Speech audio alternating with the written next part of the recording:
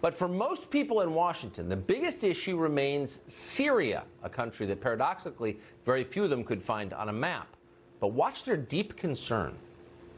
To see this yet again, leaving an ally behind, abandoning people that we frankly told that we were going to be with, is disheartening and depressing. Frankly, it's weak. And I cannot think of a worse outcome for U.S. national security interest to abandon the Kurdish forces who helped us, force them into the arms of the Iranians at the expense of American national security and prestige.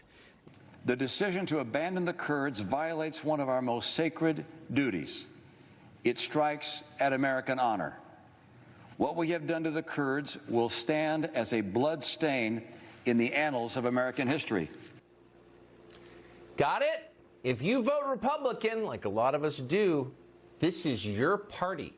And what they're telling you tonight is that the most important thing that we can do for this nation, America, right now, as Americans, is secure the Syrian border.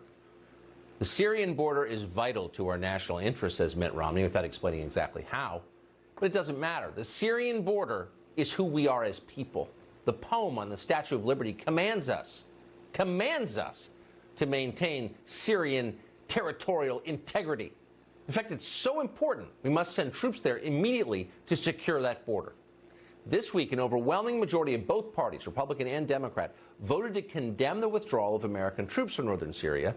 If someone sponsored a bill tonight, in fact, to construct a wall, yes, a wall, on the Syria-Turkey border, there's really no question it would pass Congress right now by a wide margin. That's how worked up they are. And honestly, you can't blame them. It's hard to stay calm when you see footage like this.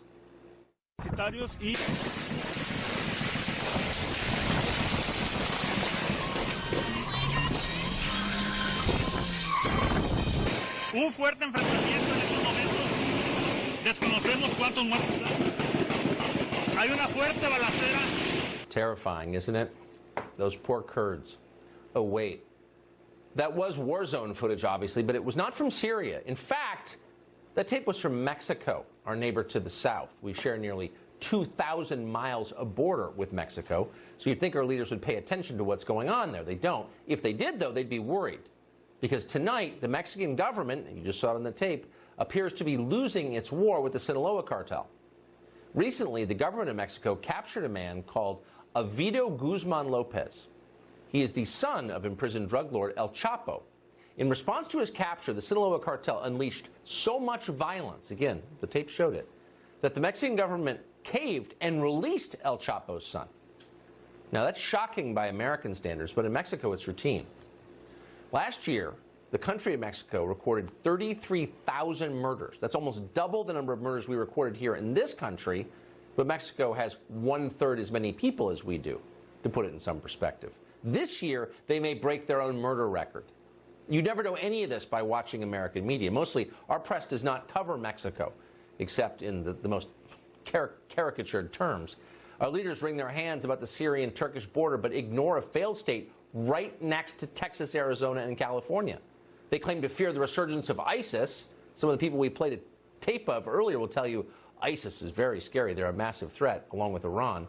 But they don't seem to care at all about the Sinaloa cartel right on our southern border. Now, ISIS is awful, of course, and in theory they might kill Americans in terror attacks. But the Sinaloa cartel is currently, right now, killing thousands of Americans every year. How? Well, it's the single biggest smuggler of fentanyl into the United States. Did you know that? Probably not, because nobody talks about it. It's completely ignored in Washington.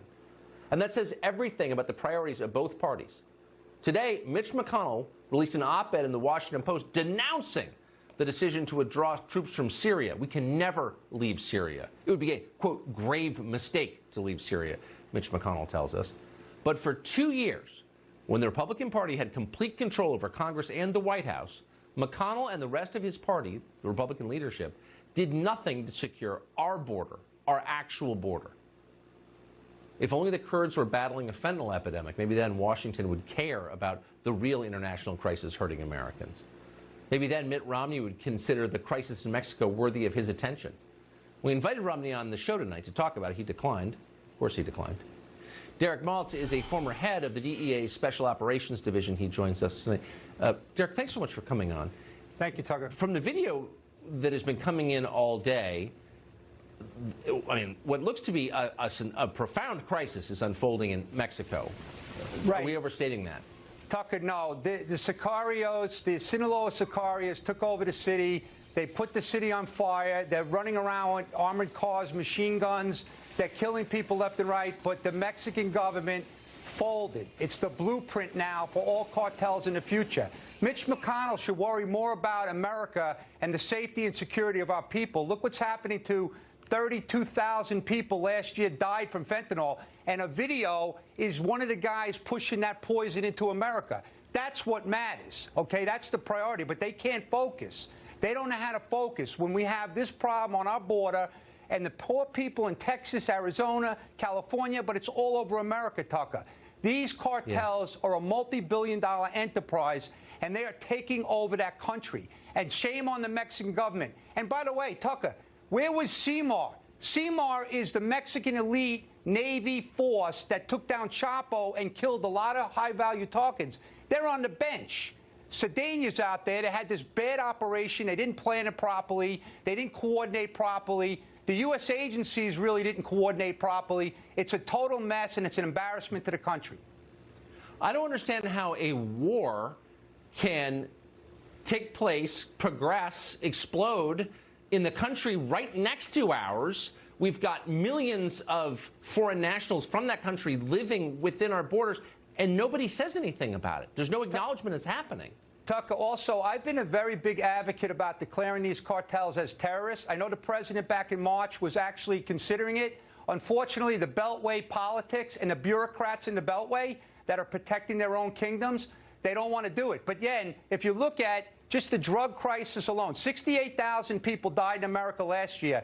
That's more than all these different wars and all these conflicts, and we're not doing anything about it. We're not taking a sense of urgency. We don't have a really good strategy. We're not educating the kids about the dangers of these chemicals coming from China, by the way. What people are not talking about, Tucker, is the Chinese organized crime and the Mexican cartels have formed an alliance that we've never seen in our entire history of this country.